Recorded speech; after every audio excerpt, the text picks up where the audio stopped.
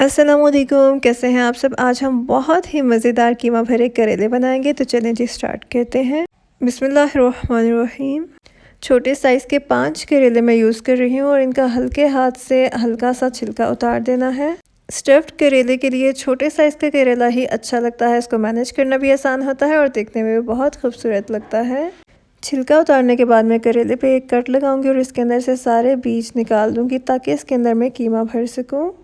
इसी तरह से मैं सारे करेले प्रिपेयर कर लूँगी और साथ ही मैं लूँगी 2 अदद टमाटर, 2 अदद प्याज और फ्राइंग के लिए चंद हरी मिर्चें।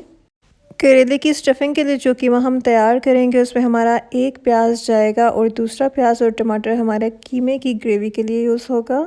करेलों पे मैंने नमक नहीं यूज़ किया, आप चाहें तो कर सकते हैं। अगर आपको लगता है करेला बहुत ज़्यादा कड़वा हो जाएगा तो आप बेशक नमक यूज़ कर लें, लेकिन इस तरह से फ्राई करके भी कड़वाहट काफ़ी दूर हो जाती है। और कढ़ाई में मैंने 6 से 7 चम्मच कुकिंग ऑयल लिया था, जिसमें मैं करेलों को हल्का से फ्राई करूँगी। बहुत ज़्यादा फ्राई नहीं करना क्योंकि हमने इनको स्टफ़ करने के बाद भी 8 से 10 मिनट तक डीप फ्राई करना है।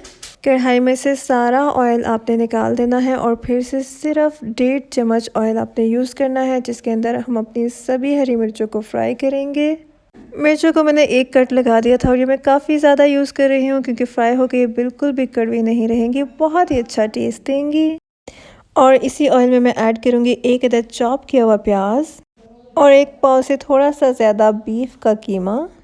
दोनों को एक साथ अच्छी तरह से फ्राई करना है। और स्पाइसेस में मैं ऐड करूँगी 1/2 टीस्पून नमक, 1/2 टीस्पून गरम मसाला, 1 टीस्पून कुटी हुई मिर्ची, 1/2 टीस्पून लाल मिर्च पाउडर, 1/2 टीस्पून धनिया पाउडर, 1/2 टीस्पून ज़ीरा पाउडर और 1/4 टीस्पून हल्दी। इसके बाद आपने फ़ौरन से पानी नहीं ऐड करना। अक्सर लोग कीमे में फ़ौरन पानी ऐड कर देते हैं, उससे कीमे का एक बॉयल सा टेस्ट आता है।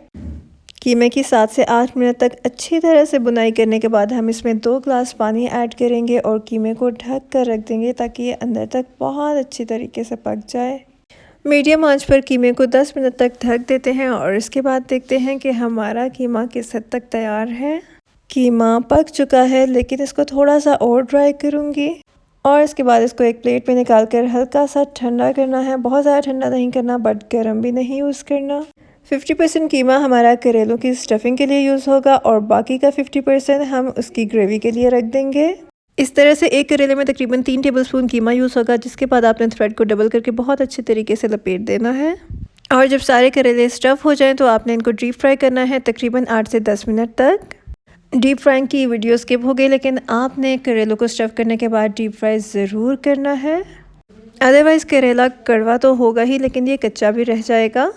इसके बाद हमने सालन की ग्रेवी तैयार करनी है, जिसके लिए मैं 2 खाना पकाने का चम्मच कुकिंग ऑयल लूँगी। सेम वही ऑयल यूज़ करूँगी जो हमने करेलों से सेपरेट किया था। और इसमें ऐड करूँगी 1 अदद चॉप की हुई प्याज। हल्का सा चम्मच चलाकर इसमें मैं ऐड करूँगी 7 से 8 लहसुन की जवें, जिनको मैंने बारीक चॉप किया हुआ था। अच्छी तरह से लहसुन और प्याज को फ्राई करके मैं इसमें ऐड करूँगी 2 अदद बारीक चॉप किए हुए टमाटर। टमाटर को हल्का सा पकाना है और साथ ही हम इसमें वही कीमा ऐड कर देंगे जो हमने साइड पे करके रखा हुआ था। कीमे के अंदर ऑलरेडी स्पाइसेस ऐड हो चुके हैं, लेकिन प्याज और टमाटर के हिसाब से मैं फिर से स्पाइसेस ऐड करूँगी, जिसके लिए मैं लूँगी 1/4 टीस्पून कुटी हुई मिर्ची, लाल मिर्च पाउडर, नमक, ज़ीरा पाउडर, धनिया पाउडर और हल्दी और 1 टीस्पून में यूज़ करूँगी मेथी दाना।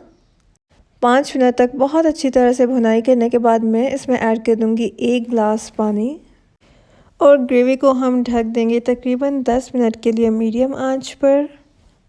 10 मिनट के बाद ये देखिए जी कितनी अच्छी ग्रेवी तैयार है।